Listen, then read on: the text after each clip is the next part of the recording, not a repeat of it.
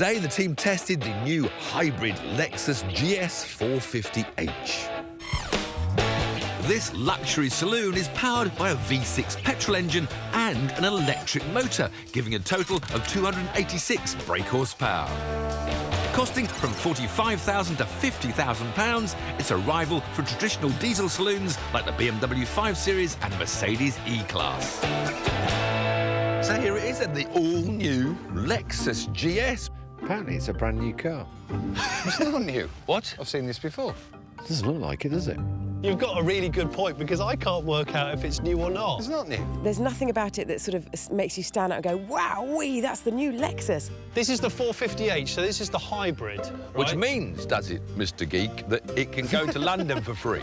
Actually, you can't go into London for free. What? Suddenly, you can't do that anymore for any car that is above 100 grams per kilometre CO2, and that big old V6 petrol kicks out more than 100 grams. 125 quid, it says here. Oh. Yeah.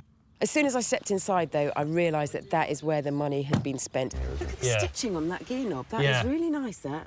It's actually really very nice inside it. The tactile finish of all the materials is wonderful. Look at this. This is lovely. You're right, Johnny. Look at this Yeah. lovely little wooden cover, nice little touch. I think they spend I'm liking thousands of that. man-hours on this sort of thing. Just beautiful, quality, stylish cabin. We were all very impressed. Because it's like driving around in a gentleman's club. That's lovely. Full. Oh, the movement. It's got a nice little bit of resistance. Oh, it's a mouse. You've got an actual mouse. A mouse. Oh, You can aim for where you want to go and then fire. Understated luxury. I like that. Apparently, Lexus's main aim was to engineer in more driver involvement. So me and Jason thought we'd better go and drive it. Well, the whole point is it's supposed to be as fun to drive as, you know, BMWs and Mercs and Audis and... Yeah, I don't know. Look, it's stuck at exactly 6,000 revs. The first thing that Jason and I immediately noticed was this CVT transmission. It's constantly varying, as they call it. So instead of you picking a gear and the revs going up and down, it picks a rev band and the gearing goes up and down. You get this very strange feeling in that the engine makes exactly the same noise all the way from, say, 30 miles an hour, all the way to 120. So it doesn't matter if you're manual or auto, you get 6,000 revs. That wears you down. God, that's weird. It gets another black mark for fuel economy. The Lexus's figure of 45 miles to the gallon sounds very good for a big luxury car. But a BMW 535 diesel has even more power and does 52 miles to the gallon.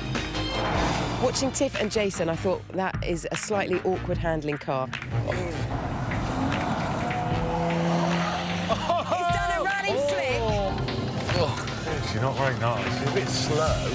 That's a heavy old boat, though, as well. I don't think we've ever drifted a hybrid on the show before. It just won't do it.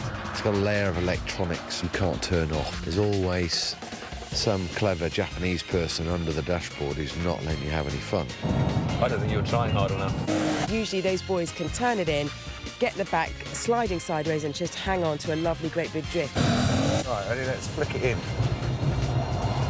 Oh, my goodness! I'm not going to get out of the mud. The flick was too big. It's not really a sporty drive, but I like it. You know, if I was to do 50,000 miles a year, I could see me in one of those. It might not suit being thrown round a track, but the Lexus GS 450h is an excellent luxury limo. Whilst it wasn't as sporty as we were hoping it to be, the Lexus GS 450h gets 8. 50 grand is a lot of money, and you can get a more efficient BMW 5 Series that will cost you less. And for that reason, I'm going to give the Lexus a 6. So the GS, it's an exceptional tool on the inside. It's a lot of money, though, and it doesn't look interesting enough, and it doesn't drive that well as a driver's car. 50 grand?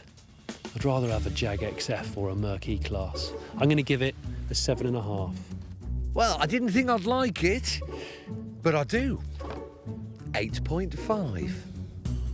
Which gives the Lexus GS 450h a team test score of 30 out of 40. Two hands on the wheel, for goodness sake, man. I think the others thought my driving was lukewarm, which is kind of what it was, I guess. And nail it a flat out of the Don't lift through the puddle. Don't lift through the puddle. Don't lift. Flat. Man is close.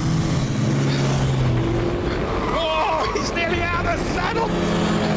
My only chance of victory would be to block him in one of the bends. The brakes are very impressive. No!